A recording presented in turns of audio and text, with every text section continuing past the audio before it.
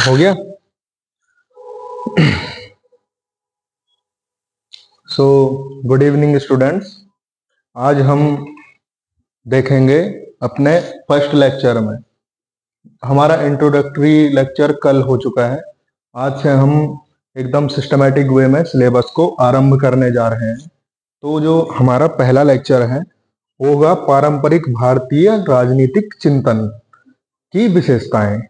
तो जैसे कि आप जानते हैं कि हर एक राजनीतिक परिदृश्य की कुछ विशेषताएं होती हैं।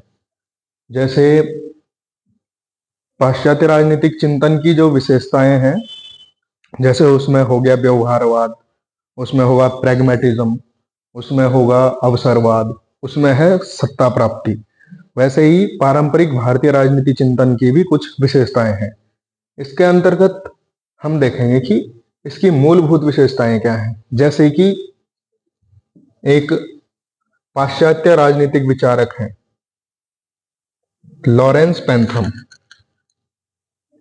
थॉमस पेंथम।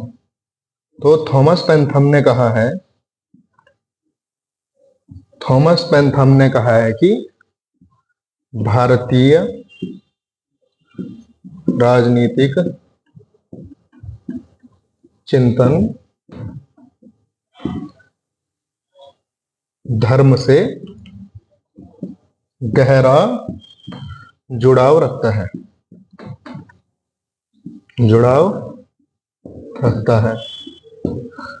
तो जैसे कि थॉमस पेंथम जी का कहना है कि भारतीय राजनीतिक चिंतन धर्म से गहरा जुड़ाव रखता है। तो इसका क्या अर्थ है? तो सबसे पहले हम देखेंगे धर्म क्या है। जो भारतीय परंपरा है, भारतीय परंपरा में धर्म नैतिकता का पर्याय है। धर्म नैतिकता का पर्याय है। और नैतिकता क्या है या धर्म क्या है? धर्म के मनुस्मृति में 10 लक्षण बताए गए हैं। धृति, क्षमा,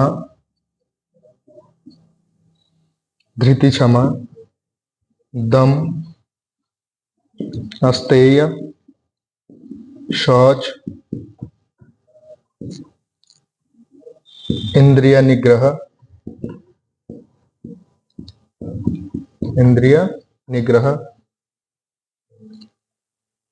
धी, विद्या, सत्य, अक्रोध। ये 10 भारतीय परंपरा में धर्म के लक्षण बताए गए हैं। इसमें जो धैर्य है, धृति का अर्थ है धैर्य। उसके बाद क्षमा, अर्थात जो नैतिकता है, नैतिकता में क्षमा भी एक अनिवार्य अंग है। दम अर्थात जो व्यक्तित्व में एक वो होता है, गंभीरता होती है, व्यक्तित्व की गंभीरता, दम। अस्तेय अर्थात दूसरे की संपत्ति पर नजर न डालना या चोरी न करना। शौच अर्थात स्वच्छ मन और स्वच्छ तन। इंद्रिय निग्रह अर्थात अपनी इंद्रियों पर विजय प्राप्त कर लेना या नियंत्रण रखना।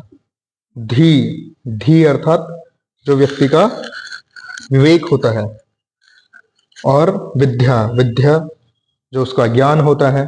सत्य अर्थात वो असत्य संभाषण न करे, सत्य के मार्ग पे रहे। और अक्रोध अर्थात जो उसकी शांति है, जो व्यक्ति के व्यक्तित्व में जो एक शांति का तत्व है, वो धर्म के अनिवार्य लक्षणों में से एक है। तो इस प्रकार से जो भारतीय राजनीतिक चिंतन है उसका धर्म से गहरा जुड़ाव है, अर्थात नैतिकता से गहरा जुड़ाव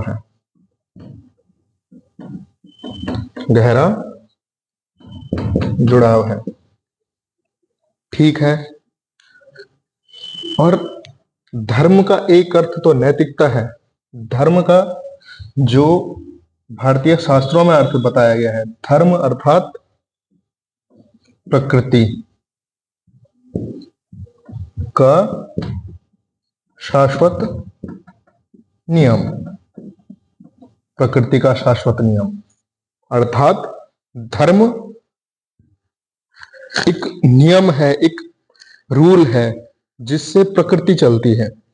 अर्थात धर्म मात्र कोई एक वस्तु ना हो करके, एक विचार ना हो करके, बल्कि एक शाश्वत नियम है।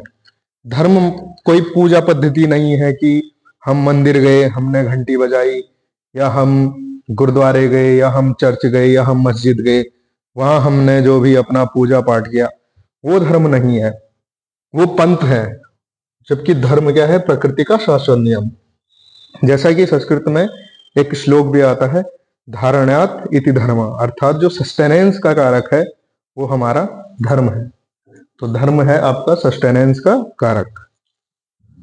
इसके बाद हम देखेंगे कि जो पारंपरिक भारतीय राजनीतिक चिंतन है उसमें राज्य को राजा के अधीन माना गया है। अर्थात राज्य में एक राजा होगा। और अब देखेंगे कि राजा का क्या दायित्व है। तो जो राजा का दायित्व है, तो भारतीय चिंतन में राजा का दायित्व हम देखेंगे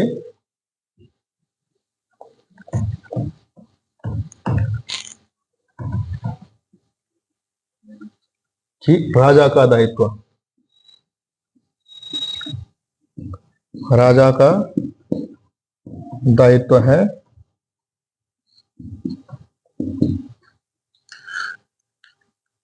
राजा का दायित्व है समाज में धर्म अर्थात विधि विधि को बनाए रखना, बनाए रखना। इस धर्म या विधि को बनाए रखने के लिए राजा दंड का प्रयोग करेगा। किसका प्रयोग करेगा? दंड का प्रयोग, दंड का प्रयोग। इसीलिए राजनीति को दंड नीति भी कहा गया है। इसीलिए जो राजनीति है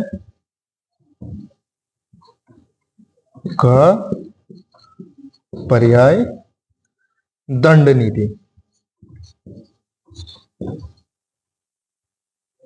राजनीति का पर्याय दंड नीति भी होता है भारतीय परंपरा में।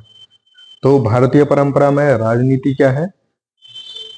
भारतीय परंपरा में जो राजनीति है वो राजा द्वारा समाज में धर्म स्थापित करने के लिए जो नीति बनाई गई है वह राजनीति है। और राजा उस नीति का प्रयोग, उस नीति को सुनिश्चित करने के लिए दंड का प्रयोग करता है। इसलिए राजनीति दंड नीति भी कहलाती है। और जो राजा का कर्तव्य है, राजा का कर्तव्य है राजकोष की समृद्धि।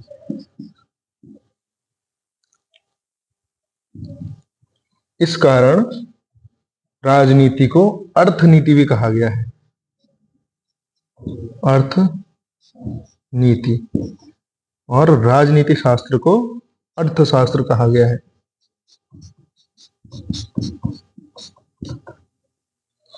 हम देखते हैं कि एक विचार आता है आप सभी के मन में कि चाणक्य ने जो पुस्तक लिखी अर्थशास्त्र, उसका जो मुख्य चिंतन है वो तो राजनीतिक व्यवस्था है उससे संबंधित है।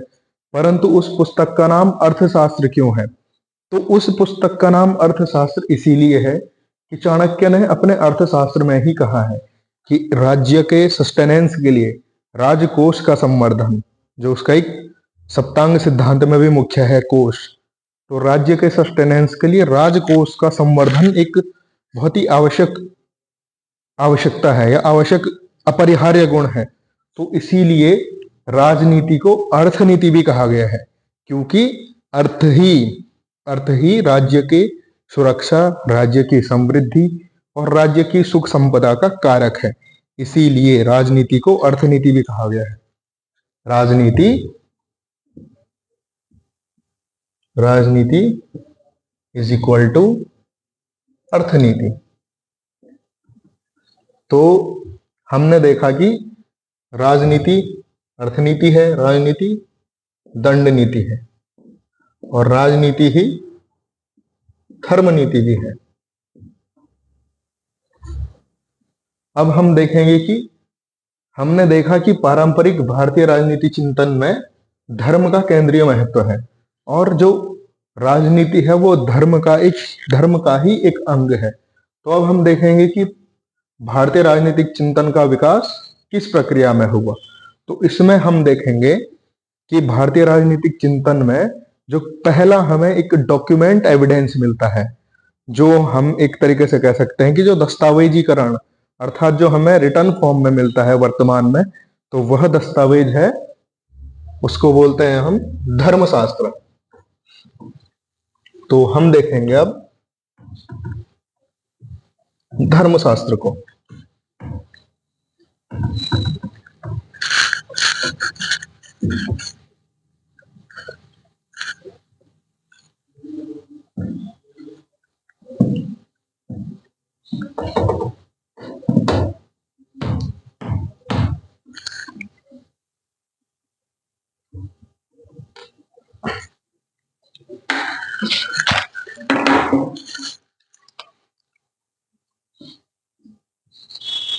धर्मशास्त्र,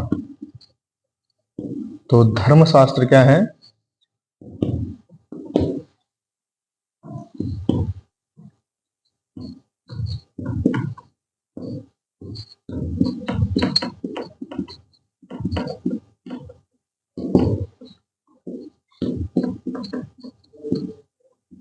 नियमन हेतु बनाए गए नियमों का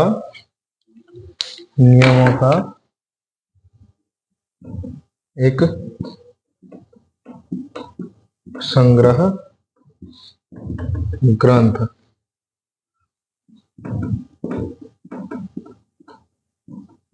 जिसमें व्यक्ति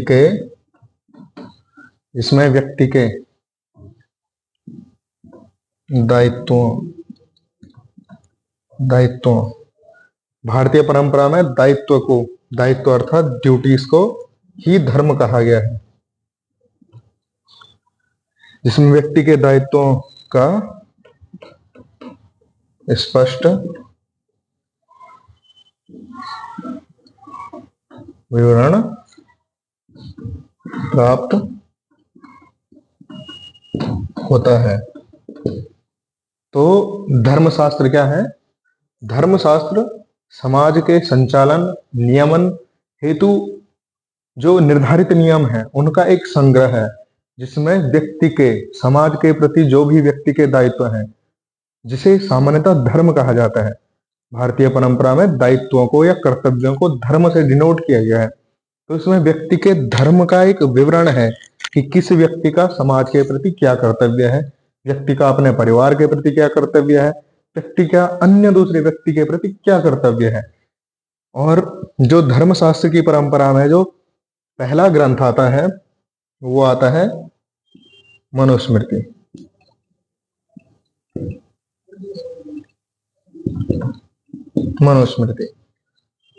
तो मनुस्मृति में, वैसे तो वर्तमान परिदृश्य में मनुस्मृति को जो आलोचक हैं या जो चिंतक हैं वो एकदम विवादास्पद मानते हैं, परंतु मनुस्मृति ही शायद विश्व में वह पहला ग्रंथ था जिसने समाज में रहने वाले व्यक्ति के कर्तव्यों को निर्धारित किया था। तो इस आधार पर हम कह सकते हैं कि ये विश्व का शायद पहला ऐसा, ये बोल सकते हैं कि लीगल फ्रेमवर्क था जिसने व्यक्ति के ड्यूटीज, अर्थात वो क्या करना चाहिए व्यक्ति को और क्या नहीं करना चाहिए, उसको निर्धारित किया था। तो अब देखते हैं कि मनुस्मृति में राजा का क्या कर्तव्य है। मनुस्मृति में राजा का कर्तव्य,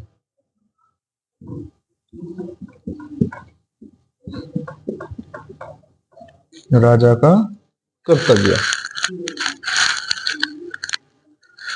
तो मनु ने कहा है कि जो राजा है, राजा का जो उद्देश्य है, राजा का जो कर्तव्य है, वो है धर्म को बनाए रखना, धर्म को बनाए रखना,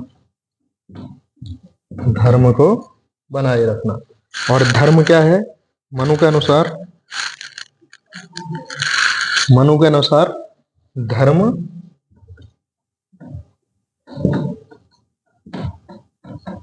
वे शाश्वत नियम है, शाश्वत नियम है जो ब्रह्मांड, जो ब्रह्मांड की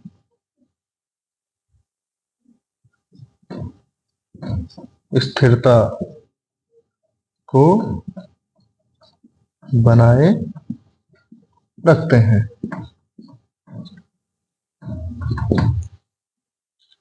जो शाश्वत नियम है जो ब्रह्मांड की स्थिरता को बनाए रखते हैं। तो इस प्रकार धर्म शाश्वत नियम है, शाश्वत नियम है, नियम है। तो और इस प्रकार राजा का कर्तव्य उन शाश्वत नियमों की रक्षा करना है। और इस प्रकार जो धर्म है, इसी ग्रंथ में धर्म के 10 लक्षणों का पुनः उल्लेख किया गया है। वो धर्म के 10 लक्षण क्या है? धृति, क्षमा, दम, अस्तेयम, शौच, इंद्रिय निग्रह, धी, विद्या, सत्य और अक्रोध। ये सब 10 लक्षणों से जो युक्त है वह धर्म है। और राजा का कर्तव्य है इस धर्म को बनाए रखना।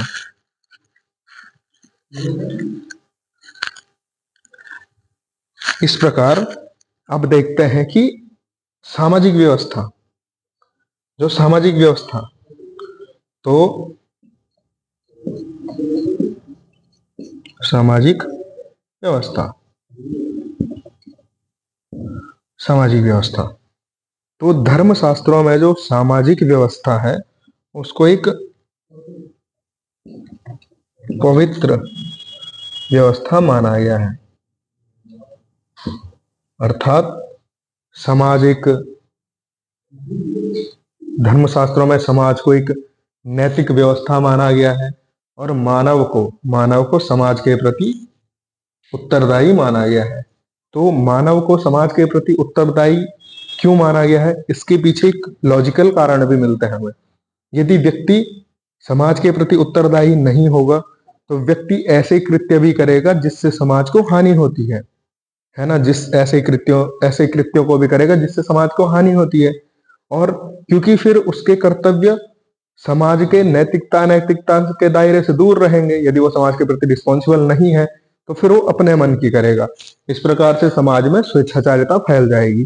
तो इस कारण धर्मशास्त्रों ने सामाजिक व्यवस्था को पवित्र व्यवस्था माना और प्रत्येक व्यक्ति से यह अपेक्षा की कि प्रत्येक व्यक्ति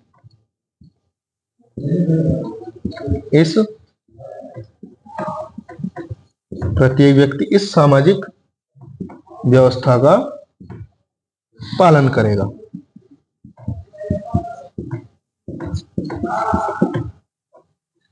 जैसे इस सामाजिक व्यवस्था में उदाहरण के तौर पर हम देखें कि पुत्र का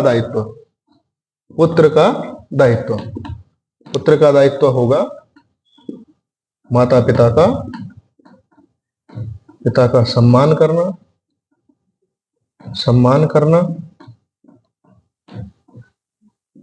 वृद्धावस्था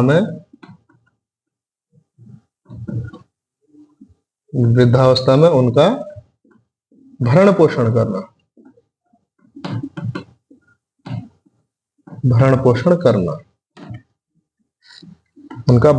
करना।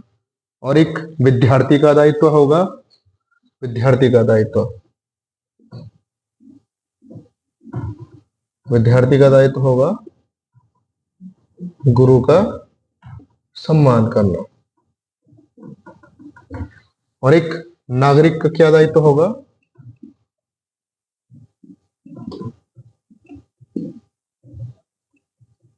राष्ट्र का सम्मान करना।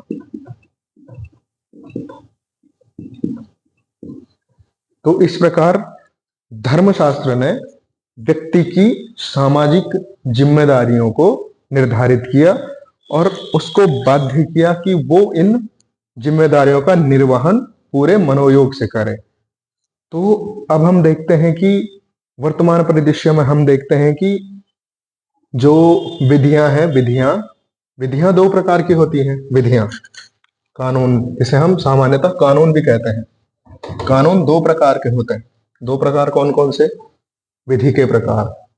टॉपिक से हटके जरा विषय है विधि के प्रकार। तो विधियां दो प्रकार की होती हैं। एक होती है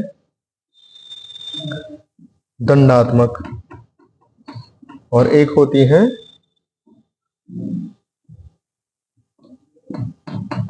निषेधात्मक।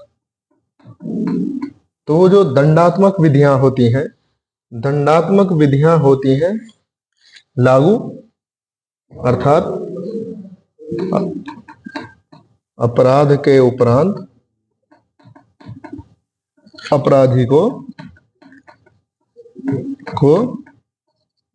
दंडित करना। वहीं जो निषेधात्मक विधियां होती हैं वो अपराध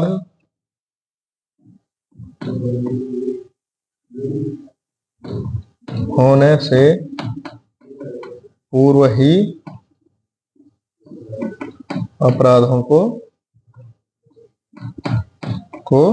रोकना। अपराध होने से पूर्व ही अपराधों को रोकना। तो जो नैतिकता है समाज में, या तो धर्म है, तो नैतिकता एक निषेधात्मक विधि की तरह कार्य करती है, जो व्यक्ति को यह बाध्य करती है कि वो किसी प्रकार के अनैतिक कार्यों या किसी भी प्रकार के अपराध को न करे। तो इस प्रकार जो धर्मशास्त्र थे, धर्मशास्त्र, इस प्रकार धर्मशास्त्रों ने समाज में एक नैतिकता को स्थापित किया।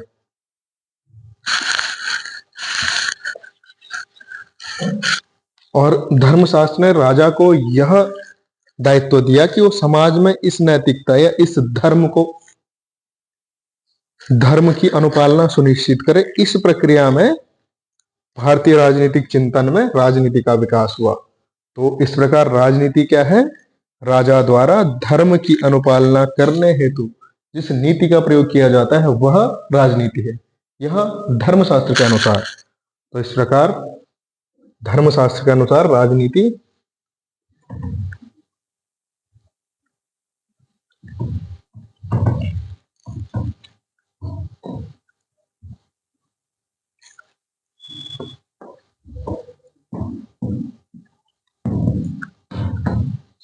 तो धर्मशास्त्र के अनुसार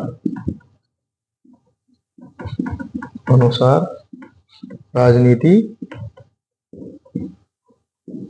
राजा द्वारा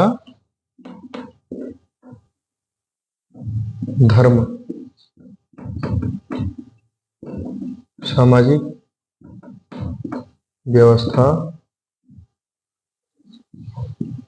बनाए रखने हेतु जिस नीति का प्रयोग किया जाए वह राजनीति है। तो ये आपका क्लियर हो गया कि राजनीति क्या है।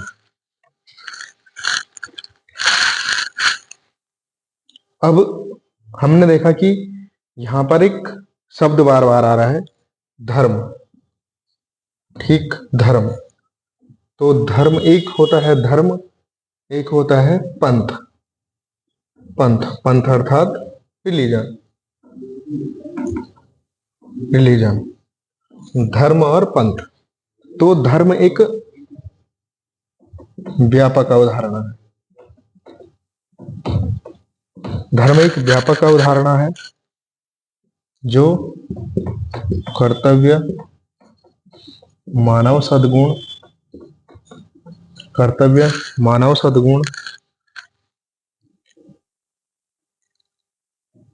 मानव सद्गुण, नैसर्गिक कर्तव्य,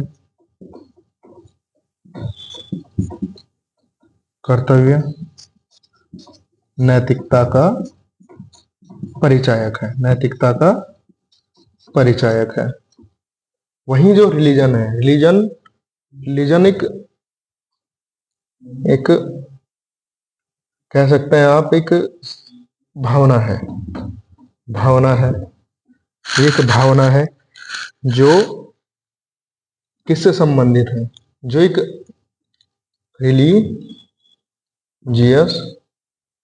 रिलीजियस कह सकते हैं ओरिएंटेशन या रिलीजियस इंक्लाइनेशन से संबंधित है। रिलीजियस इंक्लाइनेशन अर्थात व्यक्ति किस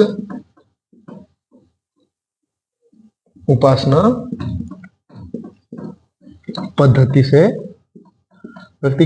पद्धति में आस्था रखता है, ये है रिलीजन। तो रिलीजन में निहित है एक ग्रंथ, एक पूजा स्थल और एक ईश्वर। तो इस प्रकार से जो पंथ है वो एक संकीर्ण विचार है। नैरो इट मीन्स एक नैरो थॉट है, narrow it means limited thought. वहीं जो धर्म है, धर्म एक ब्रॉड कॉन्सेप्ट जिसमें समाज के विभिन्न आयाम हैं। तो इस प्रकार धर्म संपूर्ण जीवन को दर्शाता है, वहीं जो पंथ या जो रिलीजन है वो केवल हमारी आस्था को प्रदर्शित करने का एक मार्ग है। धन्यवाद।